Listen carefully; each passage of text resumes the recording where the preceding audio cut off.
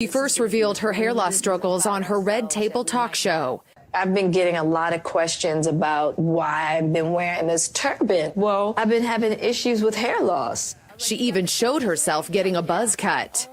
Now she's completely bald. Pinkett Smith says she's talking about the scar to avoid surgery rumors. This is going to be a little bit more difficult for me to hide. So I thought I'd just share it so y'all not asking any questions. The internet is loaded with women showing their hair loss due to alopecia. This is like an autoimmune issue, and that stems from your body essentially dealing with what it deems to be like foreign invaders that it has to essentially destroy to restore your body back to a homeostatic, safe point where there is no like foreign invaders essentially. So with Jada, like I think what she should be doing instead of like, obviously she's going to get some relief and attenuation of the issue with her, treatments of steroids and whatnot that she's been doing, but that's not really like a chronic thing you can really adhere to, and it's not really sustainable. You can only get away with chronic glucocorticoid receptor agonism for so long to a point where you're going to have muscle loss, like deterioration of catabolic processes systemically. Talking breaking down muscle essentially is what he's talking about there. You can't keep putting the band-aid on the problem, right? And a myriad of different things that make it like ultimately it's not addressing the root issue, which ultimately I think for her, like I mentioned, she will get some relief from these treatments. It's not androgenic alopecia. It's not androgen derived. So androgenic, again, that's typically something that guys running into where his DHT levels get too high, hair loss will start. But then that's hormone related. And to lower them, you could potentially screw up other things. And he's just using testosterone to drive several bodily functions. His libido gets messed up. Lots of things gets messed up. It's not miniaturization of hair follicles. The fortunate thing, at least with alopecia areata, is once you nip this in the bud, if you're able to, with dramatic, dietary changes, lifestyle interventions, and some. Notice that keyword he said, dramatic. When you're in this messed up situation, you can't be doing half measures. Dramatic, right? An elimination that where you can't be screwing around. You have to just take out everything that's bad. You can't be like, well, I need to have this thing that I love, my cake or my pizza or what the hell ever it is, right? You can't play around with this stuff. It is what it is. Is it fair? No. But you got to deal with it, right? Unless you want to lose all your hair. But you don't, right? So you got to make dramatic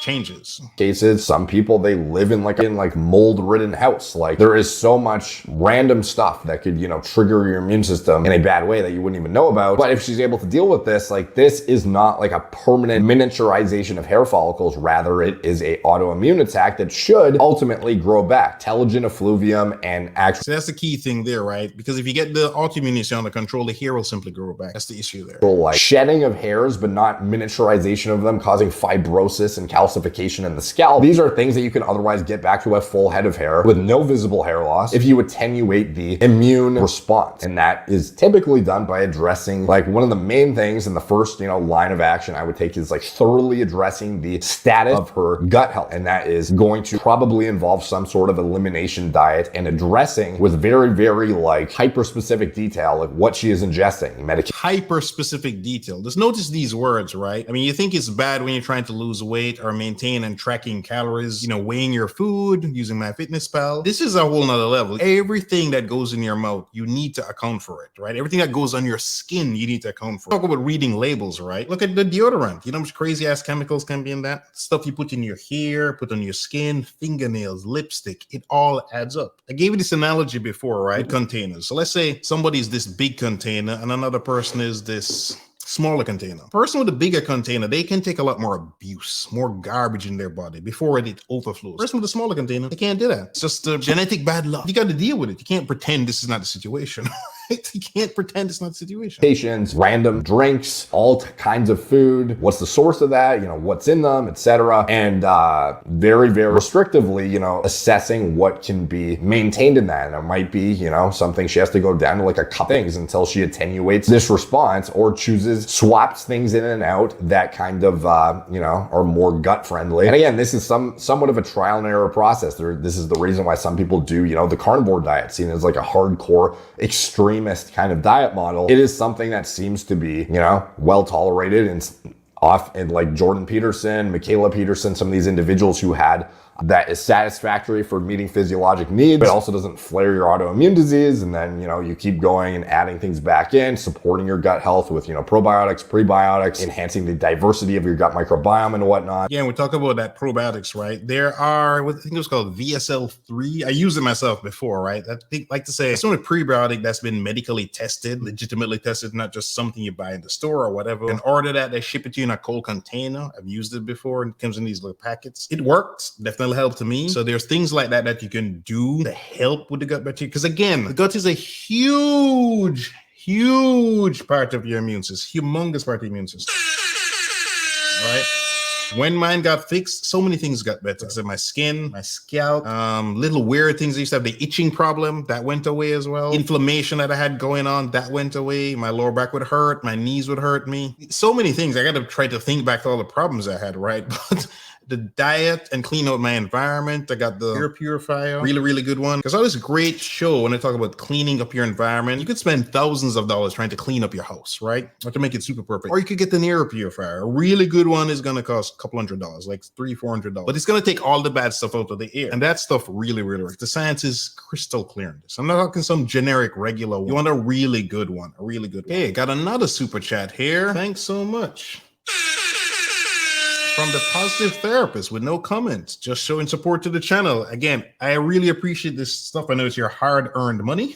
Got another super chat. Skincare do's and don'ts. Thanks again for that super chat.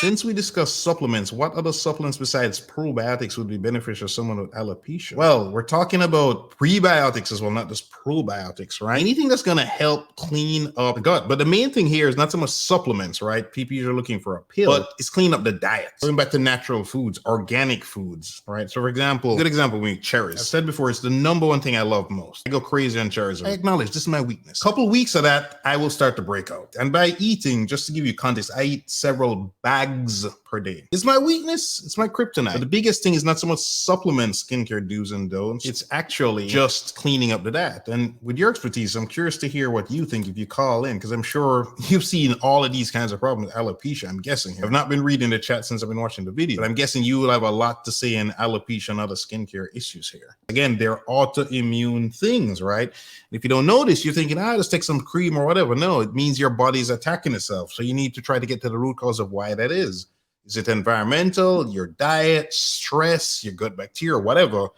It's in your best interest to figure this stuff out, right? You can't just rely on a doctor to figure it out, or your dermatologist, or anybody else. You are the person. It's your responsibility for that. Do your own research. Because you are determined to transform your body, you made it to the end of this video. To get more tips about how to look great and feel even better, check out one of these videos you see on the screen. I'm sure you'll enjoy them. So later's my massive. Me I go long now. For those who don't speak Jamaican patois, that's goodbye, my people.